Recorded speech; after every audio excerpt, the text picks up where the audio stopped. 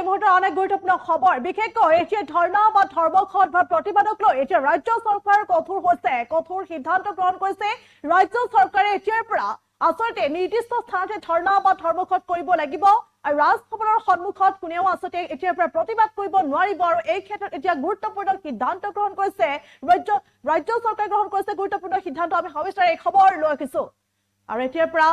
নিৰ্ধাৰিত স্থানতহে আচলতে ধৰ্ণা বা ধৰ্মঘট কৰিব লাগিব কিছুমান স্থান আচলতে নিৰ্ধাৰণ কৰি দিয়া হ'ব নিৰ্দিষ্ট স্থান আছে আৰু সেই স্থানতে ধৰ্ণা ধৰ্মঘট কৰিব লাগিব ৰাজ্য চৰকাৰে ধৰ্ণা ধৰ্মঘটক লৈ গুৰুত্বপূৰ্ণ সিদ্ধান্ত গ্ৰহণ কৰা পৰিলক্ষিত হৈছে ৰাজভৱনৰ সন্মুখত এতিয়াৰ পৰা কোনেও প্ৰতিবাদ কৰিব নোৱাৰিব কোনেও ৰাজভৱনৰ সন্মুখত প্ৰতিবাদ কৰিব নোৱাৰিব শেহতীয়াকৈ ৰাজভৱনৰ সন্মুখত যি প্ৰতিবাদী কাৰ্যসূচী ৰূপায়ণ কৰা হৈছিল যি প্ৰতিবাদ উত্তাল প্ৰতিবাদ সাব্যস্ত কৰা হৈছিল সেই ঘটনাৰ পাছতে এতিয়া সেই ঘটনাই কিন্তু তীব্ৰ প্ৰতিক্ৰিয়াৰ সৃষ্টি কৰিছিল ৰাজ্যজুৰি আৰু তাৰ পাছতে এই ধৰণে এতিয়া ৰাজ্য চৰকাৰে ধৰ্ণা ধৰ্মঘট প্ৰতিবাদ সন্দৰ্ভত গুৰুত্বপূৰ্ণ সিদ্ধান্ত গ্ৰহণ কৰা পৰিলক্ষিত হৈছে ৰাজভৱনৰ সন্মুখত এতিয়াৰ পৰা কোনেও প্ৰতিবাদ সাব্যস্ত কৰিব নোৱাৰিব নিৰ্দিষ্ট স্থানত বা নিৰ্ধাৰিত স্থানতহে কৰিব লাগিব ধৰ্ণা বা ধৰ্মঘট আৰু বেৰিকেড ভাঙিবলৈ চেষ্টা কৰা সকলৰ বিৰুদ্ধে ইতিমধ্যে গোচৰ ৰুজু কৰা হৈছে মহানগৰ আৰক্ষীয়ে সেই গোচৰ ৰুজু কৰিছে বুলি ইতিমধ্যে খবৰ আহি পৰিছে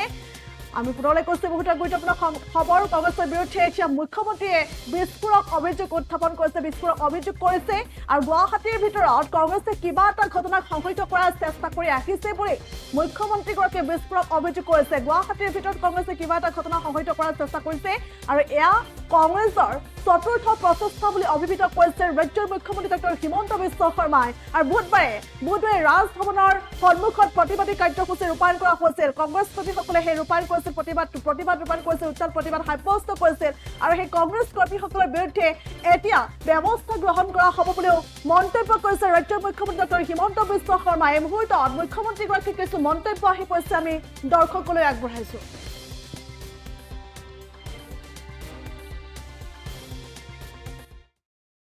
ধৰ্মঘটৰ আমি ৰাজ্য চৰকাৰে এটা সিদ্ধান্ত লৈছো যে ভৱিষ্যতে ৰাজভৱনৰ সন্মুখত কোনো ধৰ্ণা ধৰ্মঘট হ'ব নোৱাৰিব আৰু কোনোবাই ধৰ্ণা ধৰ্মঘট কৰিলে যি ধৰ্ণা ধৰ্মঘটৰ বাবে নিৰ্দিষ্ট স্থান আছে তাতে তেওঁলোকে ধৰ্ণা ধৰ্মঘট কৰিব পাৰিব আৰু যোৱাকালিৰ ঘটনাটোত যিসকল লোকে এই গোটেই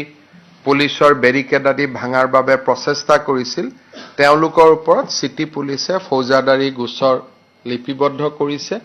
একেটা ঘটনাকে ইলেকশ্যনৰ আগত খানাপাৰাত তেওঁলোকে কৰিবৰ বাবে চেষ্টা কৰিছিল যোৱাকালি ৰাজভৱনত কিবা কাৰণত নহয় কিবা কাৰণত কংগ্ৰেছ দলে গুৱাহাটীৰ ভিতৰত বহু দিনৰ পৰা কিবা এটা ঘটনা সংগঠিত কৰাৰ বাবে চেষ্টা কৰি আছে তেওঁলোকৰ উদ্দেশ্য মই নাজানো কিন্তু তেওঁলোকে সচিবালয়ৰ সন্মুখতে হওক